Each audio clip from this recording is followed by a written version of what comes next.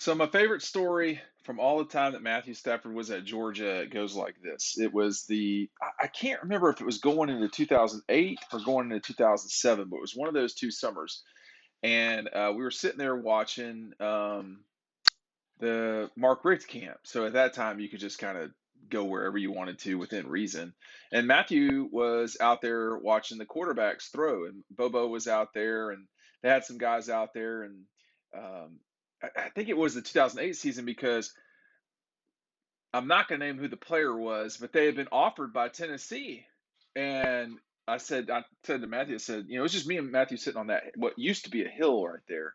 And he said, I said, what do you think about him? He just got offered by Tennessee, and he looked at me and he goes, "What now?" He goes like, "No, you're not. That's not serious." I said, "Yeah, it is." And he said, "Well, somebody's got to run the scout team,"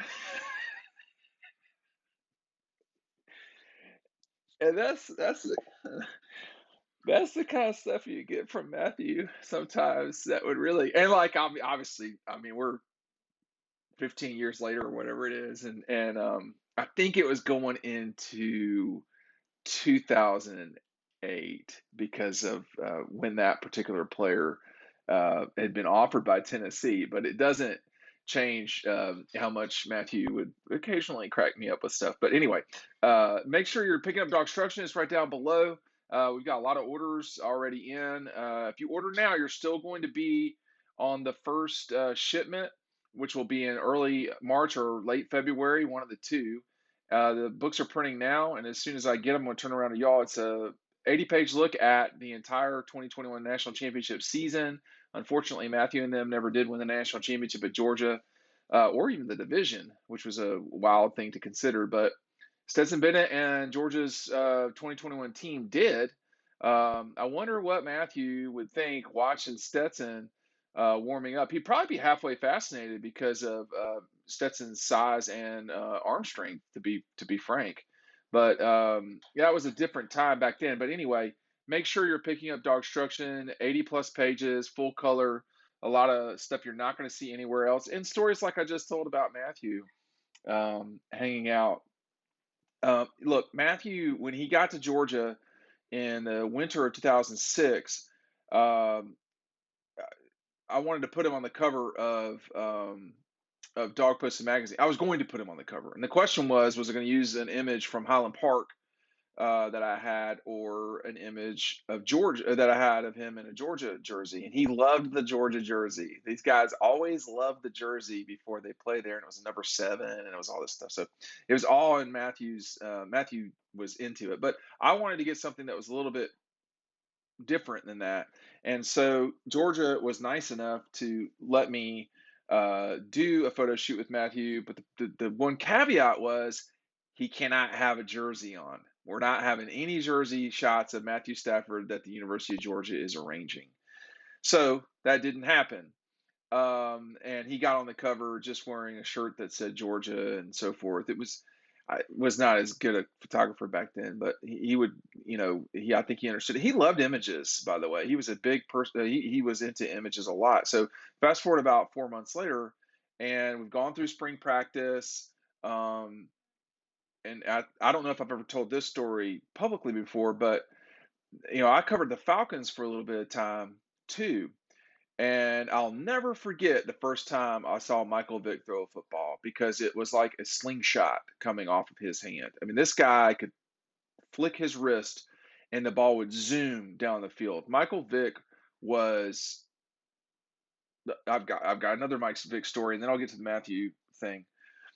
I had a close friend of mine in grad school at Georgia, was Dustin Lucky. His brother had transferred to go play at James Madison. And he called after the first game that James Madison had played in 1999. And he called his brother Dustin and said, "Hey man, we just played the best quarterback I've ever seen." He said this guy was unbelievable. I mean, I had never seen anything like it. And Dustin basically was like, "No, man, that's not what it is. It wasn't that big of a deal." And he said, "Okay, I'm telling you, mark my words." And about 4 months after that, Virginia Tech and Mike Vick were playing in the national championship, and that's the quarterback that James Madison opened up with one of the first 2 weeks of the season, going in 2000 in 1999, I think it was, because Mike Vick, or 2000, I can't remember. I can't remember if it was 99 or 2000. It was the first one of the 2 weeks that I think it was James Madison that his brother had transferred to. So you see these like moments in time, and I will literally never forget.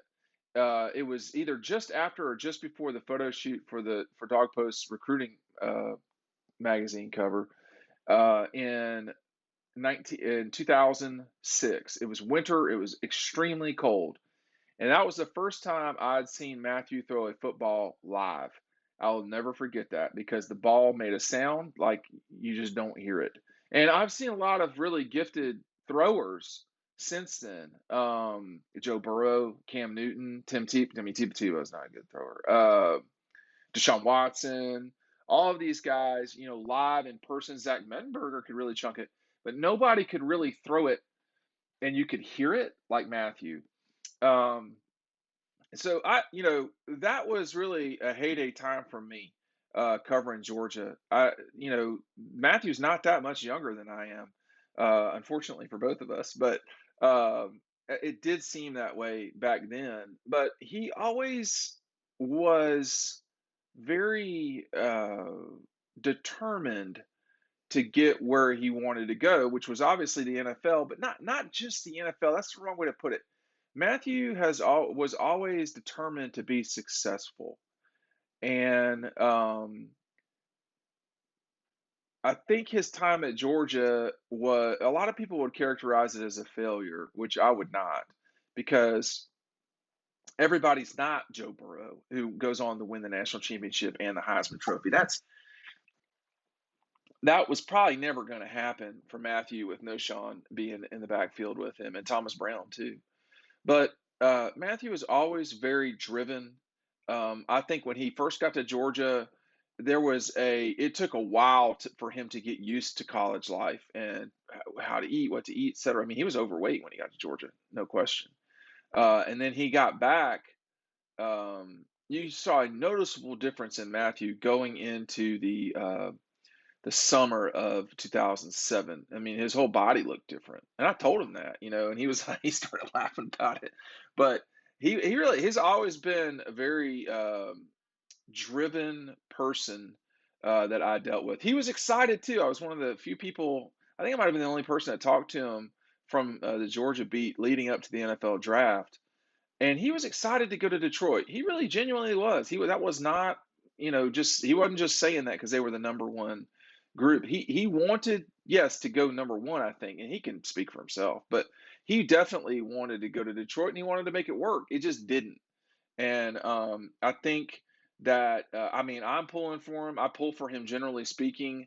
And of all of the images of Matthew that I ever took, the one that sticks out to most people was the 2007 blackout game, when he throws his hands up. And the other story behind that one is, it's kind of personal. I accidentally opened my trunk real fast. I had an SUV at the time, and my computer fell out, and the hard drive broke. And I have two images from that, three, excuse me, from that blackout game. That's it. The only full size images I have from that game are it's a beautiful picture of Mark Richt that I sent for the cover of one Dogpost magazine, an image of Sanford Stadium that is an all blackout of that, and this picture of Matthew where he's throwing his hands up after Georgia scored. I don't remember when it was in the game, but people loved that picture, and I thought it was a very not great image at the time, but over time it's grown to be the image that I have associated with Matthew with more in his time at Georgia, because although they did play in black a couple of other times after that, the win over Hawaii in the Sugar Bowl and the loss to Alabama the next year, that win that he had over Auburn, and the Florida win too. I mean, I haven't talked about 2007 Florida in a long time, but the blackout moment with Matthew throwing his hands up was a special time. Thanks for watching and listening. Make sure you're picking up Dogstruction. It's right down below. We'll see you over on the website.